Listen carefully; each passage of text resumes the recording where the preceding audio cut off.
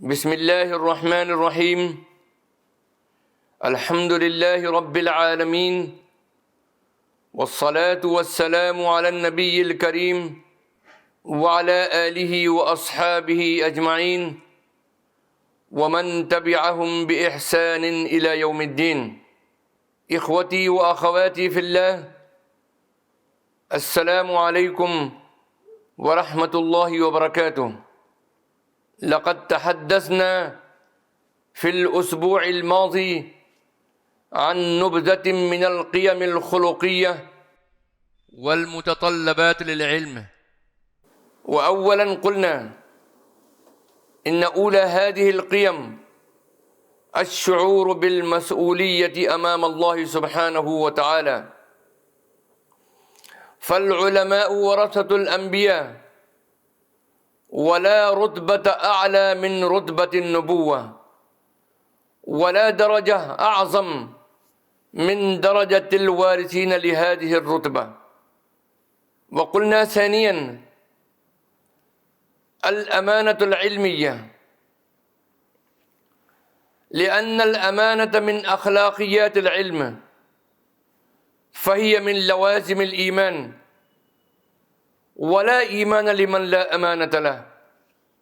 قال الله سبحانه وتعالى في وصف المؤمنين: والذين هم لأماناتهم وعهدهم راعون.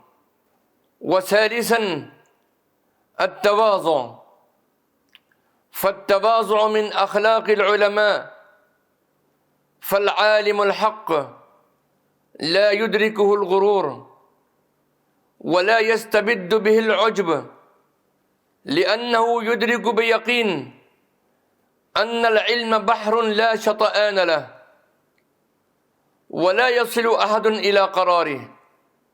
وصدق الله العظيم: وما أوتيتم من العلم إلا قليلا. والآن نقدم إليكم بشيء من التفصيل نبذة من القيم الخلقية الأخرى للعلم.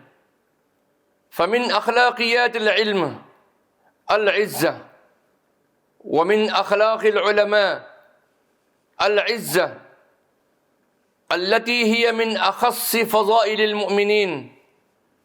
ولله العزة ولرسوله وللمؤمنين، والعلماء صفوة المؤمنين. والعزة شيء غير الغرور أو العجب أو الكبر، هي عزة في مواجهة المستبكرين بالسلطان أو المتعالين بالثروة أو المزهوبين بالقوة أو المفاخرين بالنسب أو المكاسرين بالعدد أو غير ذلك من أغراض الدنيا. فهي عزة بالعلم والإيمان، وليست عزة بالإثم والعدوان. عزة تلتمس من الله سبحانه وتعالى ولا تطلب من الناس. وعند أبواب السلاطين من كان يريد العزة فلله العزة جميعا. سأل الحجاج خالد بن صفوان: من سيد البصرة؟ فقال له: الحسن البصري. فقال: وكيف وهو مولى؟ أليس من قبائل العرب ذوي الحسب؟ فقال: احتاج الناس إليه في دينهم، واستغنى عن الناس في دنياهم. وما رأيت أحدا من أشراف أهل البصرة إلا وهو يروم الحصول في حلقته إليه، يستمع قوله ويكتب علمه. قال: هذا والله السؤود. والاستغناء شعور قبل أن يكون ملكا لأشياء. فإن من الناس من يملك القناطير المقنطرة وهو فقير النفس ممدود اليد إلى الغير، وآخر صفر اليدين وهو يشعر بأنه أغنى من قارون. وفي الحديث: ليس الغنى عن كثرة العرض، إنما الغنى غنى النفس. ولما دخل أبو حازم على الخليفة الأموي سليمان بن عبد الملك يطلب منه وسأله، فأجابه بقوة المؤمن وعزة العالم دون مجاملة في الحق ولا مداهنة في الدين، فأعجب به الرجل وقال له: هل لك أن تصحبنا يا أبا حازم فتصيب منا ونصيب منك؟ قال: أعوذ بالله. قال له سليمان: ولم ذلك؟ قال: أخشى أن أركن شيئا قليلا فيذيقني الله ضعف الحياة وضعف الممات. وقال له سليمان: ارفع إلينا حوائجك. قال: تنجيني من النار وتدخلني الجنة. قال: ليس ذلك إلي. قال: فما لي إليك حاجة غيرها. هذه عزة العلماء، عزتهم لأنهم يحفظون في صدورهم كلمات الله سبحانه وتعالى، ويحملون في أيديهم مصابيح الهداية، ويملكون في خزائن قلوبهم أغلى الكنوز وأثمن الثمرات وأشرف المواريث، وهو تراث النبوة التي بغيرها يعيش الخلق في تيه المادية وظلام الجاهلية وضلالات الأهواء والأوهام، فمن أهدى منهم سبيلا. وقال أبو الأسود: ليس شيء أعز من العلم. الملوك حكام على الناس والعلماء حكام على الملوك. أخذ هذا المعنى أحد الشعراء فقال: إن الأكابر يحكمون على البرى، وعلى الأكابر يحكم العلماء. خامسا: ومن أخلاقيات العلم العمل بمقتضى العلم. أيها الإخوة والأخوات، ومن أخلاقيات العلم الأصيلة في الإسلام العمل بمقتضى العلم، على معنى أن يكون هناك صلة بين العلم والإرادة. فإن آفة كثير من الناس أن يعلم ولا يعمل، أو يعمل بضد ما يعلم، كالطبيب الذي يعرف ضرر مأكول أو مشروب على صحته ولا يفتأ يتناول استجابة لدواعي الشهوة أو العادة. وعالم الدين الذي يرى عملا ما منكرا وقد ينهى الناس عنه وهو يقترفه. إن هذا النوع من العلم النظري البحت لا يرضى عنه الإسلام، وربما كان الجهل في تلك الحال خيرا منه. إن العلم الحق هو الذي ينير بصيرة صاحبه ويجسم أمام عينيه الجزاء، فيبدو البعيد قريبا والغائب حاضرا والآجل ناجزا، فتقوى عزيمته على البر والتقوى وتضعف رغبته في الإثم والفجور. العلم ليس تحصيل معلومات سطحية من هنا وهناك، ولكنه نور يقذفه الله في قلب عبده فيمنحه اليقين والرسوخ ويبعد به عن القلق والاضطراب. وهذا هو العلم النافع. العلم النافع حقا هو الذي يرى الناس أثره على صاحبه، نورا في الوجه وخشية في القلب واستقامة في السلوك وصدقا مع الله سبحانه وتعالى ومع الناس ومع النفس. أما مجرد التشدق بالكلام المزوق والسرسرة بالقول المعسول من طرف اللسان دون أن يصدق القول العمل، فهذا هو شأن المنافقين الذين يقولون ما لا يفعلون ويأمرون الناس بالبر وينسون أنفسهم وهم يتلون الكتاب ويقرؤون الأحاديث. وهو ما أنكره القرآن الكريم على بني إسرائيل: أتأمرون الناس بالبر وتنسون أنفسكم وأنتم تتلون الكتاب أفلا تعقلون. ومن قرأ الأحاديث النبوية في هذا الباب ينخلع قلبه من هول الوعيد الذي يتهدد هذا الصنف من حملة العلم الذين سماهم الإمام الغزالي رحمه الله علماء الدنيا.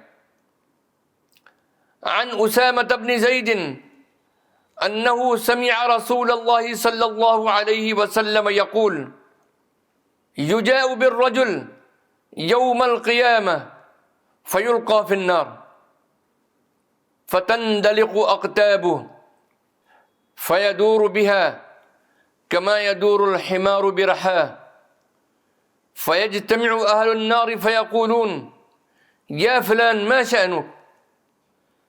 ألست كنت تأمر بالمعروف وتنهى عن المنكر؟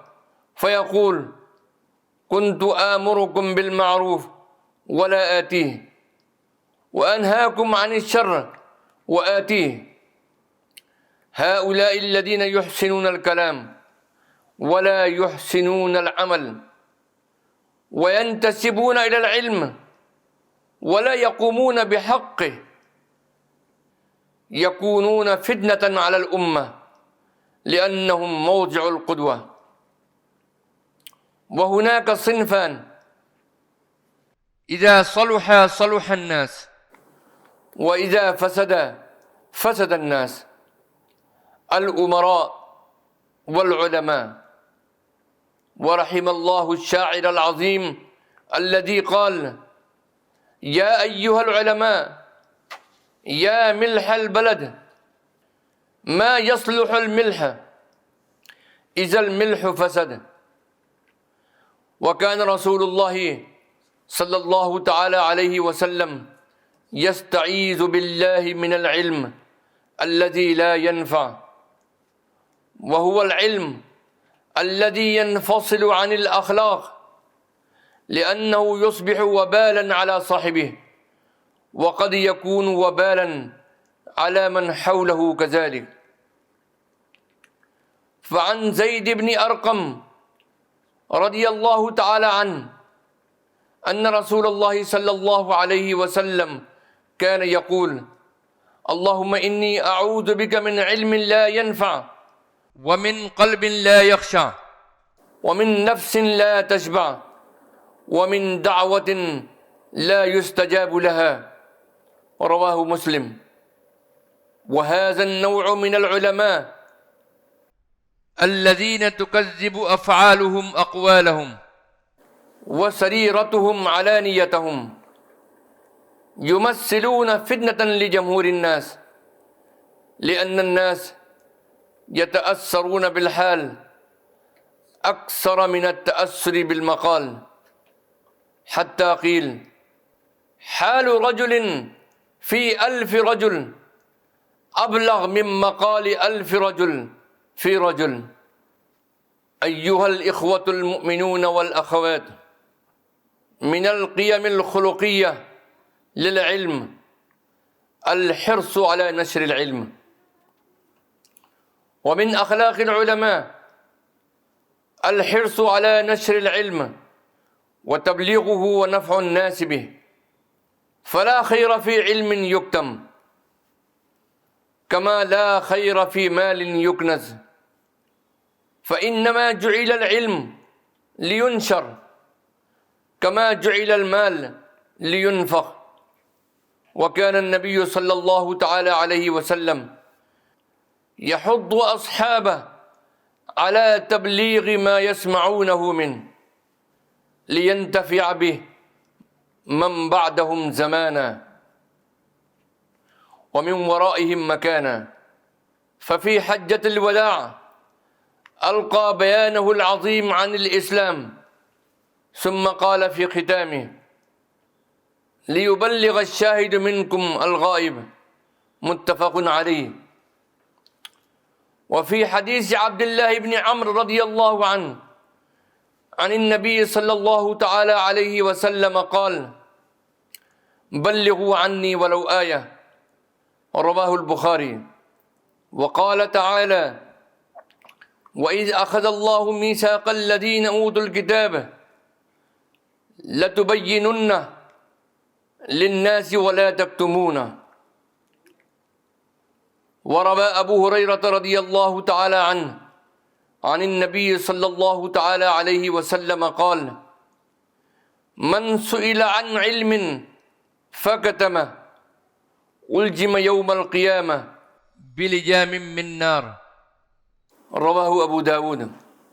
وهذه الأحاديث وما في معناها التي جعلت الصحابة رضوان الله تعالى عليهم أجمعين يحرصون على تبليغ ما يحملون في صدورهم من علم النبوة، حتى إن أبا ذر نهاه الخليفة الثالث عثمان عن الفتية، ولكنه رغم إيمانه بوجوب طاعة الإمام رأى أن طاعته في هذا الأمر خاصة غير ملزمة، لأن أمر الرسول صلى الله عليه وسلم بالتبليغ أقوى من نهي الإمام عن الفتية. وسابعا، متى يجوز حجب بعض المعلومات؟ وهنا عدة مسائل تتعلق بكتمان العلم ونشره ينبغي لنا أن نعرض لها ونلقي بعض الضوء عليها.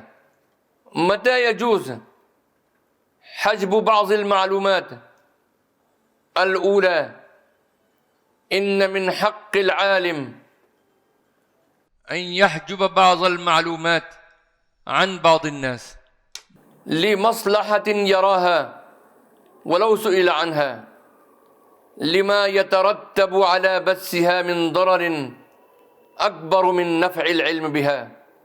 وقد يدع الجواب عن مسألة تأديبا للسائل المتعنت أو إرشادا له إلى الاشتغال بما هو أهم وأنفع أو غير ذلك من الاعتبارات. وفي الصحيح: كفى بالمرء إثما أن يحدث بكل ما سمع، رواه مسلم. وعن أبي هريرة رضي الله تعالى عنه قال: حفظت من رسول الله صلى الله عليه وسلم وعاءين، فأما أحدهما فبسسته، وأما الآخر فلو بسسته قطع هذا البلعوم، رواه البخاري.